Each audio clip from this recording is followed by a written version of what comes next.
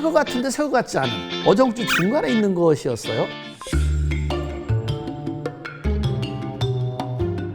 자, 제재조품이라면 옛날 말로 따르면 재생품 이런 거예요. 물건이 한번 수명이 다해서 다시 한번 재생을 해서 신품처럼 만든 걸 제재조다 이런 얘기 하는 거죠.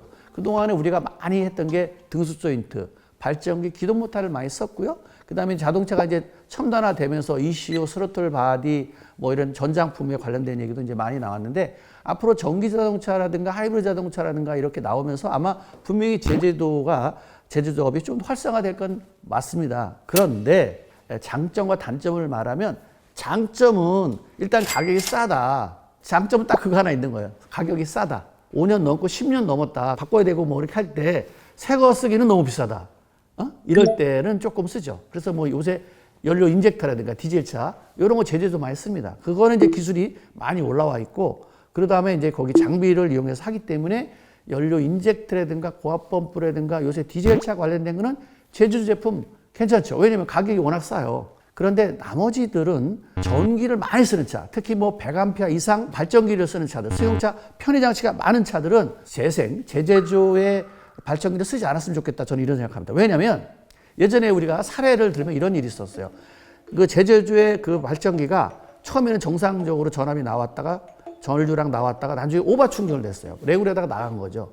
그래갖고 전압이 과하게 충전되면서 ECU 나가고 컴퓨터 나가고 내비게이션이 뭐고 그냥 모두 다 그냥 초토화 시켜버린 거예요. 오디오고 뭐고. 이러면 발전기 때문에 원인이 거기 있었기 때문에 발전기를 제재조한 회사에서 이거 책임을 져야 되는 거잖아요. 근데 이거 책임 안 집니다. 이런 문제 해결이 안 돼요. 그리고 분쟁이 생기고 이 소송까지 민사소송까지 가는 사례를 봤어요. 또 ABS, 요새 ABS의 그 브레이크 장치에 재생 부품도 많이 있어요. 그러다 보니까 요새 이제 모듈레이터라든가 이런 것도 역시 또 재생이 나오더라고요. 그런데 만약에 이 브레이크가 사고 났을 때 진짜 ABS 모듈레이터가 순간적으로 이게 문제가 작동을 안 됐을 때 사고라고 보면 그걸 또 책임질 회사가 없어요. 보험회사에서 일단 아마 여러 가지 책임 소재를 따질 거고요. 또 그거 만드는 회사가 대기업들이 아니잖아요. 아주 영세한 업체이기 때문에 어떤 큰 문제가 됐을 때 이게 참 곤란한 부분이 없지 않아 있어요. 그래서 될 수 있으면 저는 재생품으로 쓰지 말아야 될 게 뭐냐면 제동장치, 모듈레이터 이런 거, 그 다음에 조향장치, 그 다음에 스트레칭 박스 이런 거 있잖아요. 그 다음에 이제 발전기는 이제 승용차는 발전기 쓰지 마라. 그리고 저희 같이 정비하는 사람들도 제재조 쓸 때 모험을 갖게 해요. 원래 이런 거를 구분하기 위해서 정비사, 정비 내역서에 신품, 뭐 재생품, 뭐 이렇게 이런 게 써 있긴 써 있어요. 신제품보다 마진은 조금 좋을지 모르는데 하자가 생겼어. 그러면 일을 두 번 해야 돼요. 더블로. 그럼 만약에 큰 사건이 벌어지고 중간에 차가 섰다. 그러면 견인해 와야 되잖아요.